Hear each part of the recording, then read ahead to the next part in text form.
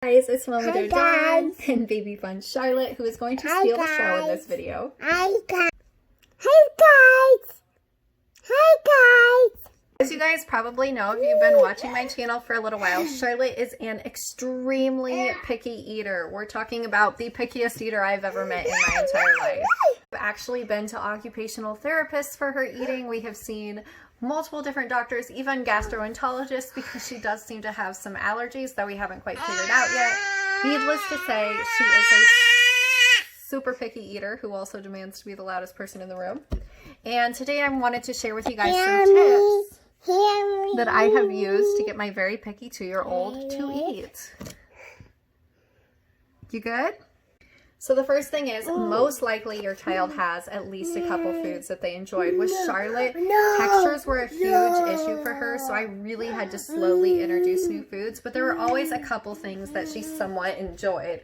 Oh my goodness. So I have learned how to hide other healthier foods within the foods that she likes. Mac and cheese is a huge thing for her, so one of the ways that I get veggies in for her is that I puree up cooked zucchini, and put it into the mac and cheese. You can also do this with bits of broccoli, bits of cauliflower, and rice, just to kind of diversify their diet. All of those get hid pretty well in mac and cheese. She loves grilled cheese. She is a huge cheese fan. She always has been. So with grilled cheese, usually I will put a very thin layer of shredded chicken to get some meat in, or some ham. She does like applesauce and, weirdly enough, pureed prunes. With both of those things, I will mix in either mashed sweet potatoes, which are really rich in a lot of vitamins, or mashed up cooked butternut squash. She does not like meatloaf, but one thing that I've done in the past for foster kiddos with meatloaf is I hid little bits of chopped up green beans or carrots within the meatloaf. Those cook really well into the meatloaf. Charlotte really loves yogurt, but it's been really hard to get her to try new fruits, so one of the ways that I've introduced them is by mixing them into yogurt, and that does seem to help kind of diversify her palate. With Charlotte, for about a year, she struggled with really severe constipation. We're talking about blockages that sometimes required ER visits and were very, very severe. One thing doctors didn't catch up on, but a friend of mine actually recommended I do, is really push water on her and make sure that she's getting hydrated. I always thought because she was drinking other liquids like apple juice and milk that she was getting enough water, but that actually wasn't the case. Doctors had even told me not to really worry about it. When I started mixing water into the other things she was drinking, she started to do so much better, and she was actually hungrier throughout the day because her stomach felt better throughout the day. Sorry that she's talking. She's a little talker. But anyway, so one of the ways that I did this is I gave her skim milk, and it's 50% water, 50% milk mixed into her sippy cup. So this actually, the taste didn't really faze her. I did a very slow introduction, starting out with like 1/8% water, then 1/4 water, up to 1/2 water. So it was a slow introduction that kind of tricked her into thinking that watery milk was the norm, but it's definitely helped her stay hydrated, and the hydration has helped her eat better as well. So if your child is being a super picky eater or just not wanting to eat solids in general, one way that you can, she's playing in a candle, that's why she has ashes and little bits of wax all over it. That's awesome. But so one way that you can really help your child eat more is to make sure that they're getting well hydrated. We're not pulling hair. Next thing you can do is make food fun. Make it look really fun on their plate. A really easy trick for this is to take cookie cutters and use them for all different types of foods. You can cookie cutter sandwiches, you can cookie cutter chicken patties, you can cookie cutter pretty much anything. Vegetables, fruits, make them into really fun shapes, and that definitely inspires kids to want to eat them. Another thing that Pinterest is great for finding ideas for is to make the food look pretty on the plate. A really easy way to do this is to take colorful foods like fruits and vegetables and put them in a rainbow on the plate, so they're very colorful. There's a strip of red, a strip of orange, a strip of yellow. You get the idea. And you can also like make animal faces. Pinterest has a ton of ideas for this, so go ahead and check them out. Just search toddler food decor ideas, and I'm sure you'll come up with a bunch of really awesome things. The thing that's really helped with Charlotte is she is a child of her own opinion. So giving her options has really helped her. I'll ask her, do you want strawberries or do you want bananas? Do you want oatmeal or do you want yogurt? Giving her that option allows her to feel more in control of mealtime, and it inspires her to eat in the process. Another thing that helps Charlotte feel in control is I let her help me cook.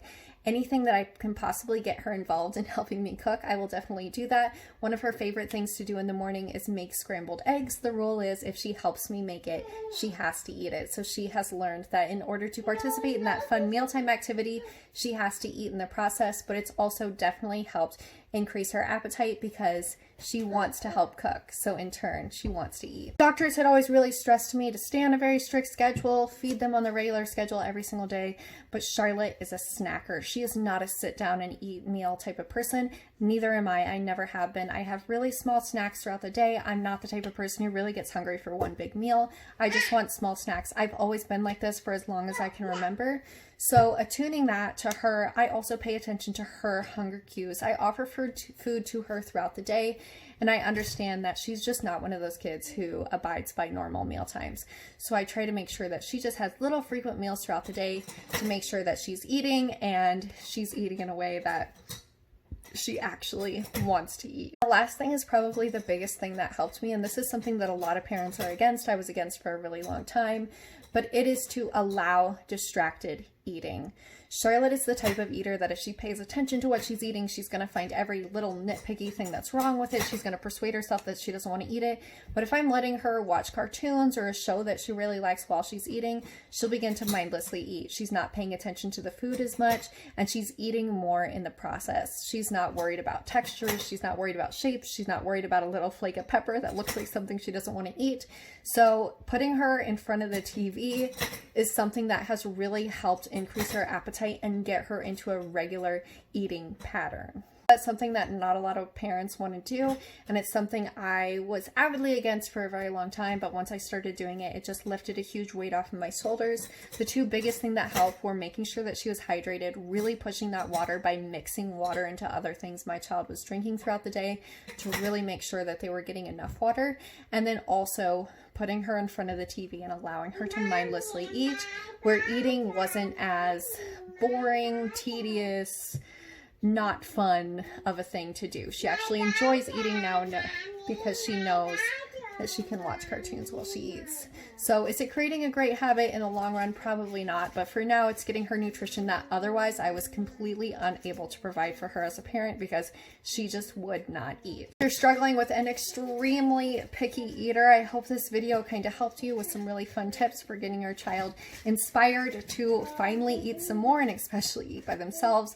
Trust me, I've been there. It took Charlotte 2 years to be able to even feed herself with a spoon. She was very delayed in learning how to chew and learning how to swallow and being adapted to new textures. So a lot of this is something that I've struggled with for a very long time, and these are the tips that really helped me.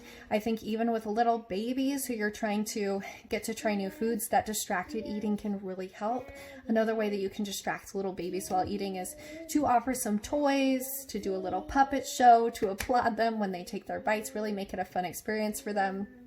But for like someone like a 2-year-old who is a little too old for all the excitement and distraction while eating, TV has helped her drastically. So I hope this has helped you out. If you're in the same boat as me, if you are, I'm so sorry. I know what a struggle it is. It is so hard to sit as a parent knowing that your child needs to eat and just watching them continue to refuse to do so, even at the expense sometimes of their weight.